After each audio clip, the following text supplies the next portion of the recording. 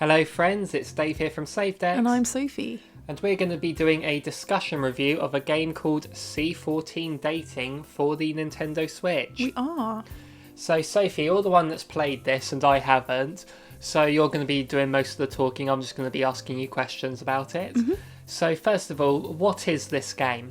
So from the title of the game, you can probably tell that it's a dating sim. So it's a sort of choices-based... Like a visual novel? Yeah, a visual novel. There's also mini games in it as well. Not many of you guys know this about me, but I used to be an archaeologist. When I saw this on the eShop, C14, I mean, many people might know this already, but C14 is carbon dating. It's like a method they use to date burnt material. I think it's most effective in burnt material. I can't remember, it's been a long time. I saw that and I was like, hang on a second. And then I saw the cute anime picture and I went on it and I saw archaeology and I was like, okay, this is cool. And I saw that it was £20 and I was like, oh damn, that's expensive. But recently it's $15.99. Oh, is it on the sale at the minute? Yeah. So, and also we were lucky to get a review copy for this. Yes. So thank you very much to the publisher 100%. for that. That was a good find for us. And so basically you say it's sort of like a visual novel, has sort of anime style. So what is the story of this first and foremost? Okay, so you are a girl, a Californian girl called Melissa. You arrive in Belgium for a field school and you're an anthropology student. You meet with your professor, you go through what, you're going to do. It's a 4-week field school, but you're there for 8 weeks because you're, super... Rubbish. Studious. No. So there's different areas in there. There's like sort of the breakfast area, there's the cave, there's the lab where most of the research takes place. You've got the lecture room, which also doubles as finds cleaning if the weather's bad. So finds is like, if you find something in when you're digging, you clean them afterwards. That's self-explanatory, but if people don't know what finds are... Yeah, no, the terminology. Yeah. Does the game do much to explain terminology So to you? much, like so much. So if you're not into archaeology and know nothing about it, the game is good at getting you into it. I feel like it would be a little bit confusing at first because I already have a base knowledge. So there was words that I knew straight off, like stratigraphy, the layers of, sediment. Right. It's hard to like explain it because I know it, but yeah. But does the game explain what those words mean? A little bit, but it's almost... Did you know what I was talking about just then? No. Yeah, okay. So there we go. So I feel like it probably needs a bit more. But I sort of do from you telling me in the past while you were doing it and telling me this. So I got some knowledge that way, but no, that's fair. Obviously I haven't done it myself. So one of the things that happens when you go in is that you're taken to the site and your lecturer, she tells you about sort of what happens. So there's one bit that's like, she calls it the Carré D32.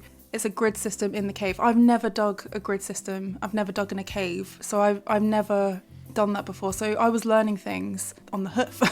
And then as it was going on, they were saying, oh, if you find a bone, you wrap it in tin foil. And I thought, we never wrapped bones in tin foil. We put them in a little plastic bag with all the finds. But the interesting thing is that in those finds bag, it would sweat. And I actually Googled, oh, do they use tin foil? They do. They use tin foil. There was like a little article that someone had written about tin foil use in finds preservation. It was great. So from what I'm gathering here, this would be a really good game for people looking to go into archaeology or archaeology students. Maybe archaeology students. I feel like if those people who are looking to go into archaeology have a base knowledge, then maybe... And especially because, like, I'm learning stuff that, I haven't seen before, which is really cool. So you mentioned mini games earlier. What Yes. sort of... Because whenever I've played a game about archaeologists before, they're sort of just swinging around shooting people and things like that. So... Yes, this is completely opposite. Okay. It's mainly the choices, but you do have activities that you go. So into the cave, you got this Picross type game. Yeah, I like Picross. No, at first I thought this is just like... random numbers and you're just doing the thing, but then I saw there was like a bone picture that happened after you did one of the cross pictures and I was like, oh, that's so cool. And then the second mini game, it's sort of like a guess the number game. So you get a number and basically if you go beyond that number, the artifact or find breaks when you're cleaning it. So you've got to like get the numbers just right within 4 points of the number, your target number basically. When you click on one of the items that you use to clean the item, you get a number and then you have to basically guess the rest. which I thought was really cool. That's just me.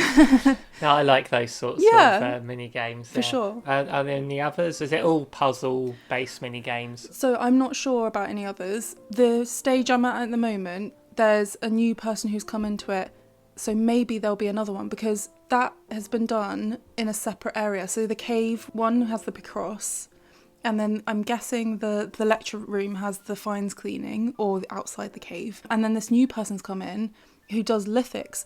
Now, lithics is like the study of stone. Like, they even say she does flint napping, which, do you know what flint napping is? It's like where they shape the tool, like a flint into like tool, like arrowheads. Yeah. I just think it's really cool that they've incorporated archaeology into a game. I think it's fantastic. Okay, so the other aspect of this game, the dating. So what are the characters like, and how is the dating aspect? Okay, so you've got one character who's quite shy. You've got this common thing where you both like playing games, and that's where you hit off a conversation. You've got Deandra. He's a professional rugby player, and he's like more flirty. Your conversations like that. You've got Kyler. He's sort of like the moody one. He's the one digging in the cave with you, in the same grid square that you're in. I can't remember the other one. Oh, Hendrik. Hendrik is the nephew of the professor who's in charge of the site. And you sort of do have a flirty, but it's a bit more like he's sort of more professional. So there seems to be 4 love interests, and then you have 2 girls that you're friends with. Basically, what I should also go into is that you set out your weekly things. You can play catch, which you play with Deandra because he's a rugby player. You can play a game, you can inquire, you can socialise. So socialising usually entails you socialising with the 2 girls because you've become friendly with them. Sorry, there's so much to talk about with this game. One thing I thought was quite interesting and inclusive was that they have characters with certain aspects that you probably wouldn't normally see in a game. So Melissa, for example, your character, she's a type 1 diabetic. You've got Kyler, one of the datables. He's got a cochlear implant. Hendrik has a prosthetic arm. So there's a fair bit of representation from people that have sort of different needs as well. Yeah. Which is pretty good going. Really cool. So you said there was a journal that you can document things in. Yes. So basically your journal is sort of, you plan out your weekly activities, and during the story you either succeed or fail, and then you get sort of points as I think it's like diligence, culture, empathy and resilience or something like that, and it fills out this little diamond shape. I'm sure there's like something mathematical to explain it, but I don't know it, but it's like a stats thing. Your lecturer mentions you get graded in academics, excavation, journal and lab time and volunteering. Also, you volunteer in here as well. It's mainly cooking. Well, no, it is cooking. That is the volunteering. So also in this journal, so remember I said earlier that they don't tell you what the words are. They actually do in the journal. I didn't know about this till literally 2 seconds ago, but when you go into the journal and you click through the list of like words, there's like a little definition. Also in the journal you can see how your relationships are progressing, and you can see there's also a gallery as well. I'm guessing you take photos. I haven't got any at the moment because I'm only on week 3, but maybe there's something that I need to trigger. I've been quite general with my choices, like I've been sort of the diplomatic one, but in the next gameplay I think I might be more friendly, or maybe not friendly is not the right word, but more flirty I guess, with the data balls in this game. That's cool. So what do you think of the overall presentation of the game? I think it's really pretty. I like the character designs, I like the area designs. Obviously you don't get to see most of it, it's just like one picture like most dating games have. I think it has a really good style. I've always liked anime, so... Yeah. What about the music? Yeah, it's really nice, really like dainty. Well, not dainty, but nice. So we said earlier, this is normally £19.99. Yes. And it's the same in the other regions. It's €19.99 and $19.99. Mm-hmm. But currently has a 20% discount. Yeah. Do you think that's a bit spicy, or do you think it's a fair price? I don't know, because I don't usually go for dating games. I go for platformers or farming sims. And so to me, I feel like that's a bit spicy, because you're not really moving around and stuff. It's more choices. Yeah. But for someone who might enjoy this sort of thing, I feel like that would be an okay price. But actually saying that, the fact that it's got loads of like archaeology knowledge in. I really like that, and to me that's fantastic that they're bringing something like that into a game. And it's not like Indiana Jones level archaeology, which is not archaeology at all. So how much time have you put into the game so far? I've played it over an hour each night, and I've played it for 3 days. Yeah, it's probably between 3 and 4 hours then. Yeah. And how many weeks through are you? Yeah, week 3 I'm on. Okay. Yeah. And there's 8 weeks obviously from, Yeah, I'm guessing so- there's 8 weeks anyway. So we're because... looking at a probably 8-hour experience there. Yeah, but then, that's on different relationships. So your choices will change each time, I guess. So you can replay it to see the different outcomes. Maybe, so... and also there's like 6 saving slots. So I think maybe there's more. I don't know. Probably. So yeah, it seems like there's replayability here. Oh yeah, 100%. So yeah, so if you like dating sims, if you like archaeology, then this is pretty good. You mentioned earlier that the game has a good sense of humour. Yes, about it. so it's quite punny. So, C14 Dating, that's an actual dating method. Yeah. But also there's Hendrik and you, so the geologist guy and you. He says, do you want some cake? And you say, of quartz. Because quartz is a mineral.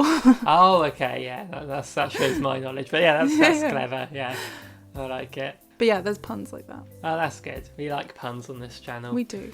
So basically that is our discussion on C14 Dating, available on the Switch. Those are Sophie's views after 3 to 4 hours of gameplay. She really likes it. I can't wait to tell you guys more once I get to the end and yes, you could do a breaking your backlog video about it. Yeah. So that'd be really cool to see. Yeah, and obviously the footage you've been looking at so far is my playthrough of the game, which I haven't done yet, so I can't really comment on it. I just need to capture footage before I put this video up, obviously. So I hope you've been enjoying watching the footage of me playing this game. And let us know in the comments down below what you think of this game, if you're into these sorts of things, if you know much about archaeology or dating simulators.